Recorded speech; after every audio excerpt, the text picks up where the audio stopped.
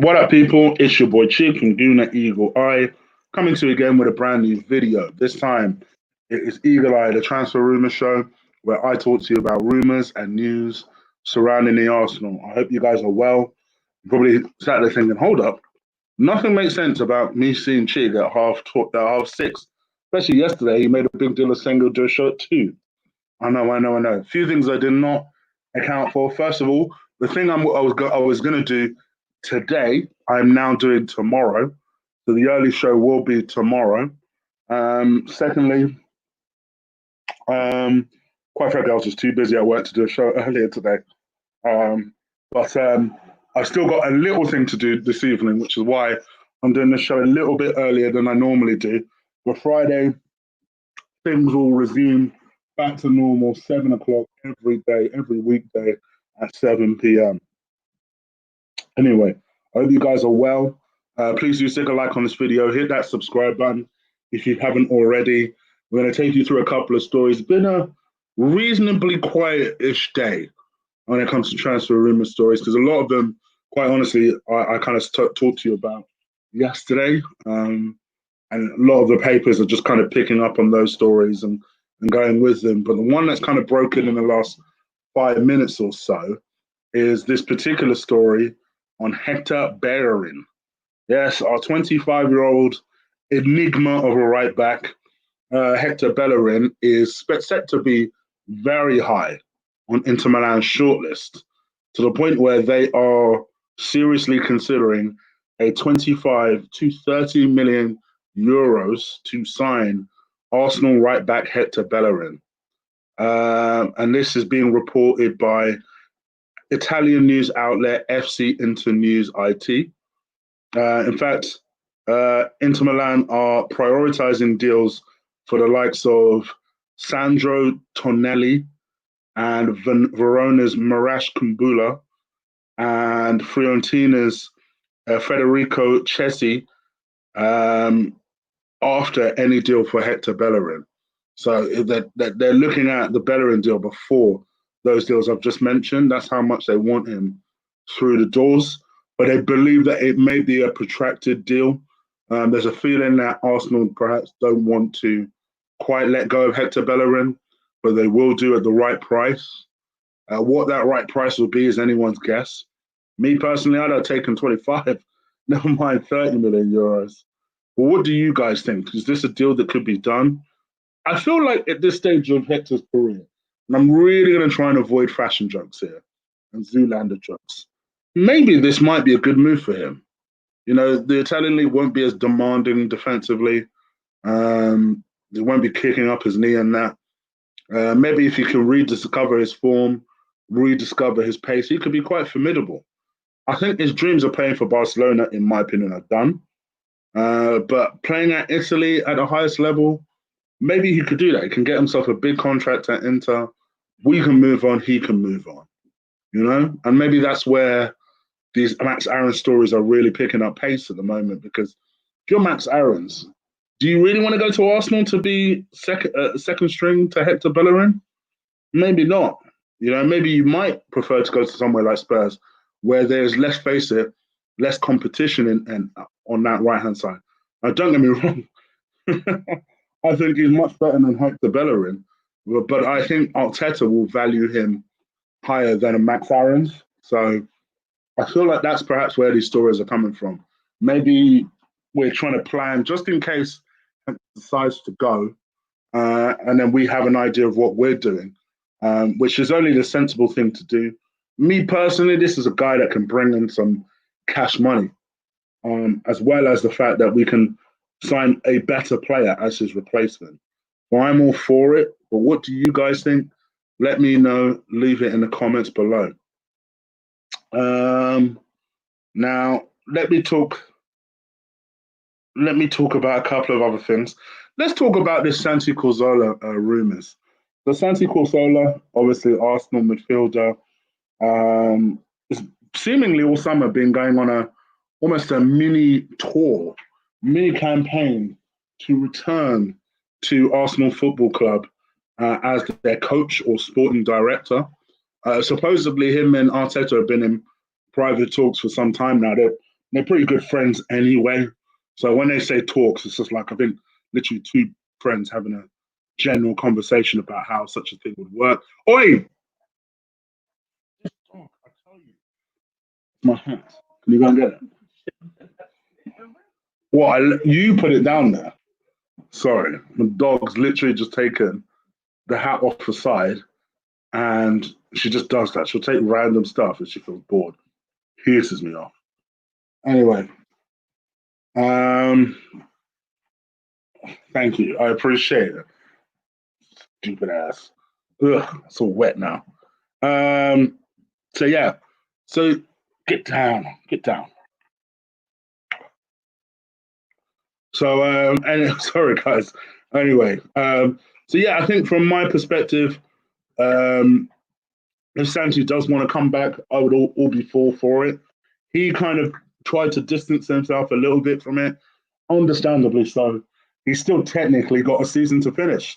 I think remember he's an important player for Villarreal, and he probably doesn't want to disrespect the club. So he kind of gave a vague kind of response of whatever will be will be. Right now, I'm just focused on what I need to do in terms of the club.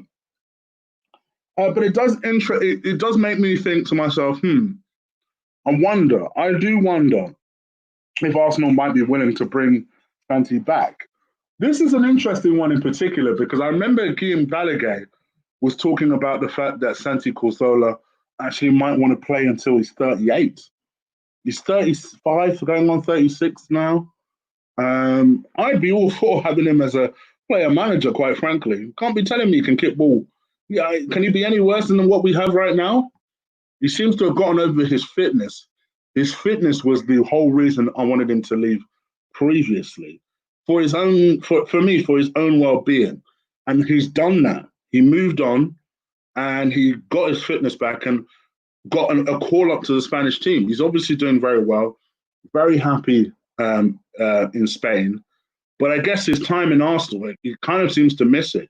Makes loads of comments about Arsenal.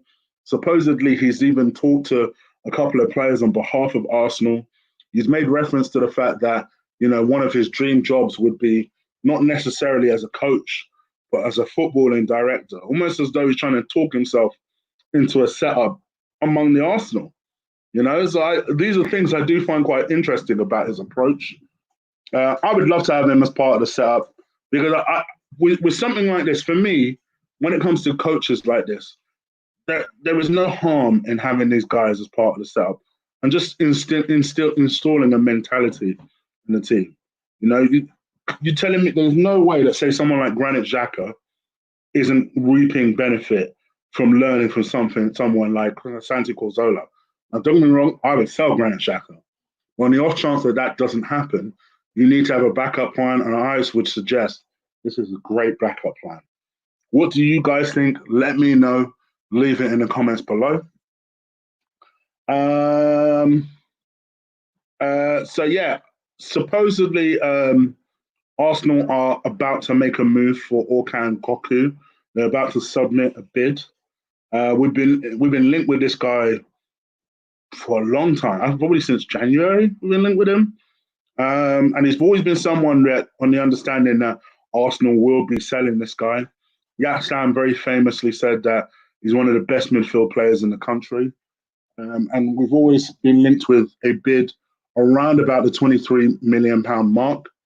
Yeah, it looks as though we're on the verge of bidding for him, which I do find interesting. From my point of view, so yeah, on the interest of Arsenal and Seville, Koku said, it doesn't matter to me, frankly. My father and my agent are busy with that. I try and isolate myself from that. That works fine. Fortunately, I'm a footballer, not an agent. The understanding is that he would be very keen on a move to Arsenal, but he's trying to be as professional as possible. What I like about the kid is he's clearly a kid that likes to just get his head down and work. That's what he seems to be about. Obviously, coming to Arsenal where they like their balloons and stuff, that'll be a different mentality that he's used to.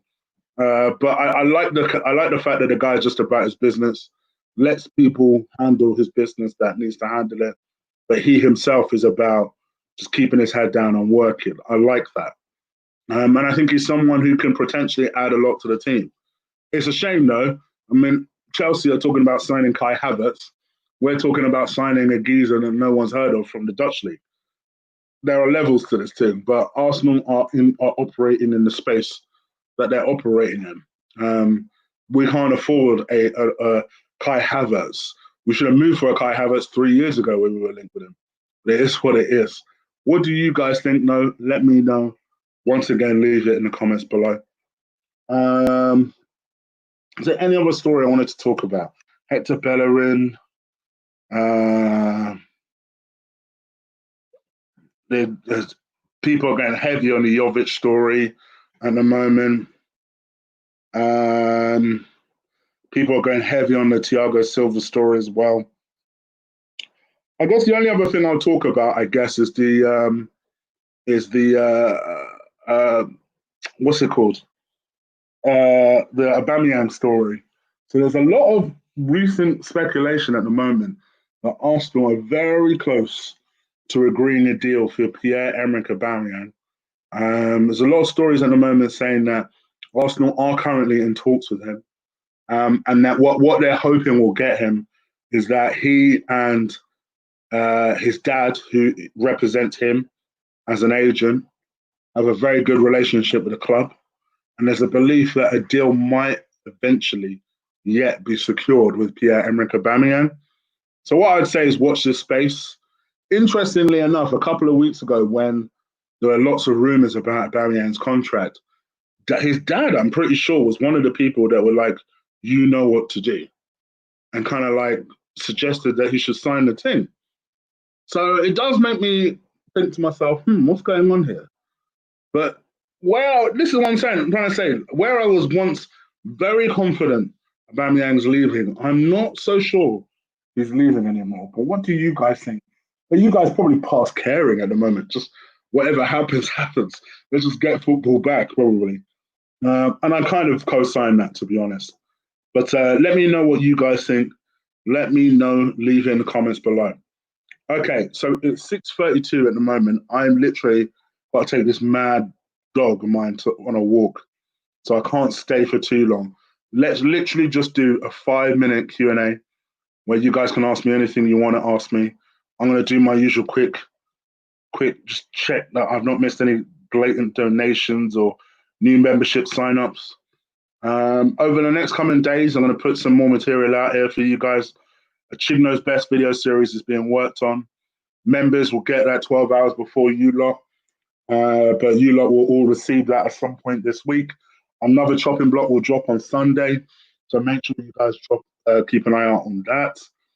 The combat show will be out every Friday, as it is this Friday, so keep an eye out on that too. Anything else? Cheap flicks, some more work will be going into that. Keep an eye out on that too. I think that is pretty much everything. I think I've touched on everything so far. So yeah, literally, if you want to ask me anything, just let me know very quickly. We'll just do literally till 6:40. We're going to do quick Q&As. Let me know if there's anything you want to ask me. No OTOT today. Because when you keep the other half waiting, it'll be a problem if I keep her waiting longer than I say. So, I believe in honesty, and honesty is a good quality. I have to get the truth out there. You get me? Okay, Liberty's talking about something else. George Lewis or George Best? How did Chips Keswick improve Arsenal? What was his best attributes? See, for me, it's always difficult to ascertain the performance of a board member. It's difficult because unless you're privy to board meetings, it's difficult to say what impact any board member had on a particular side of a football club or even a business. For me, it's just one of these same old arrogant, same old typical board men that have been on the board since the time before forever. And like I've always said, I think the sooner you get these type of guys out, I think the better the board will be. He's out. He's not been replaced. I think that's good. I'd love to see someone like David O'Leary in there, or somebody who's a former Arsenal player, like a proper football man in there. I'd love to see that. I think they need that. They need someone who's in touch with the fans a little bit as well. Even to me, there's no reason why a Kevin Campbell can't do it. Do you know what I mean? Someone that actually is in touch with the fans and has a decent idea of what the fans want. And I'm not necessarily saying I believe in everything the fans say, but it is what it is. Carefree keeps saying Arsenal lost 3-2 to Brentford. Now, I know they did play a friendly, so let me just double check that before I comment too much on it. Hold on. Let me see. What was the actual score? Or is Carefree just talking that shit?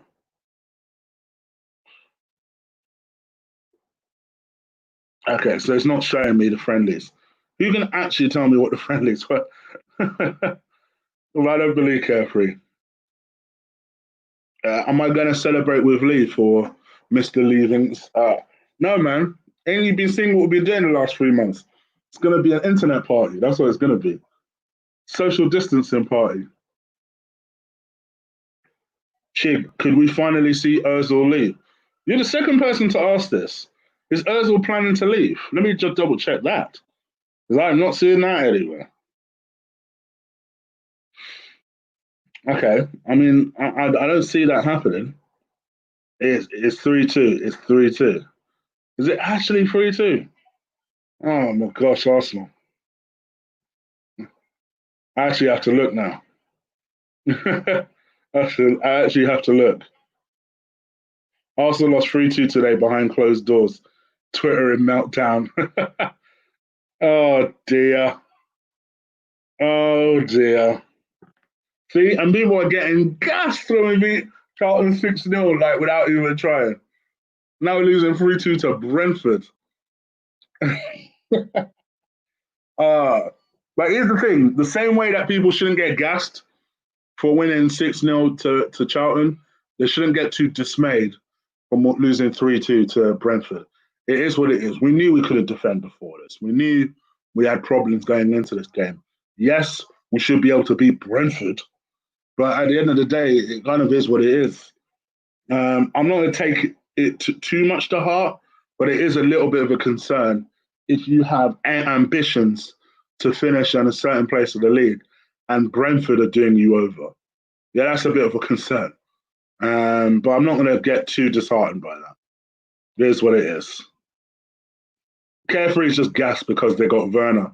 And I kind of love it if Werner wouldn't go there. Just so they can shut Chelsea fans up. Support the channel, smash the likes.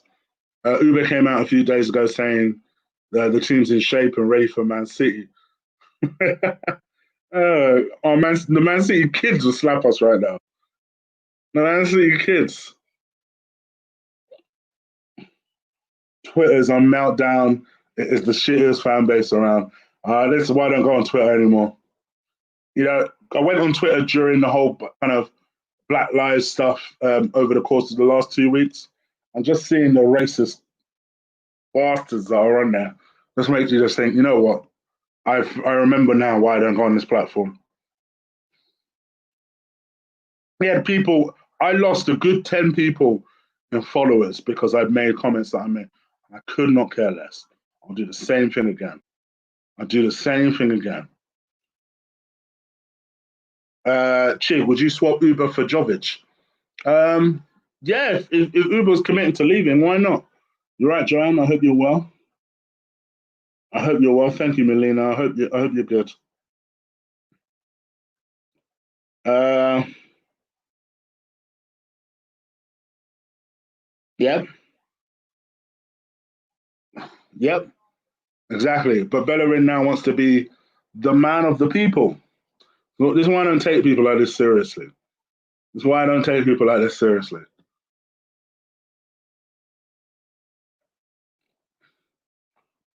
Yeah, I can't. I must admit, it's typical Arsenal. Typical Arsenal. After seeing MTV Cribs, I now believe Uber will stay with Arsenal. Not many places for him to go in Europe. He's in love with the London lifestyle, and he won't have to head to Manchester. Period.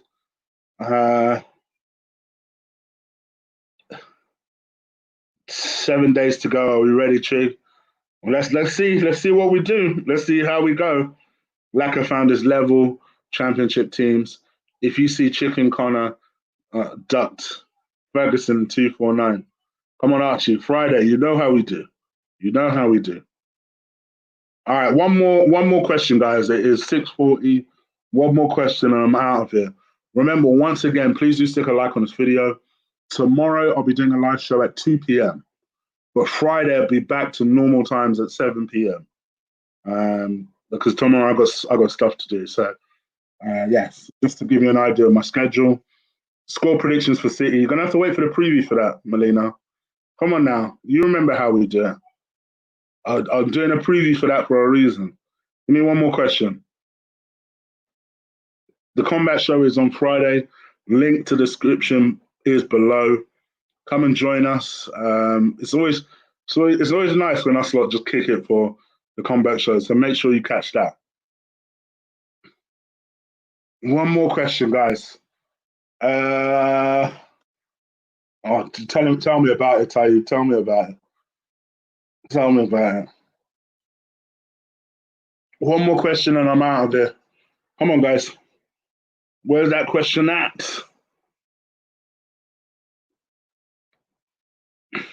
Man City 5, Arsenal 1. Dimsy. Goodness gracious. Surprised you even gave us that one. All right. I'll end it with that. Please do stick a like on this video. Hit that subscribe button if you haven't already. My understanding is that Lee's going live now. So if that's the case, tell him, look, what's this 45-year-old ass filming the same time as I am? And then secondly, bombard his chat, tell him that I sent you. And I'm out of here. Take care. I'm gone. And Ben, my number one choice was Hakimi. Failing that, and Max Aaron's. All right. Peace.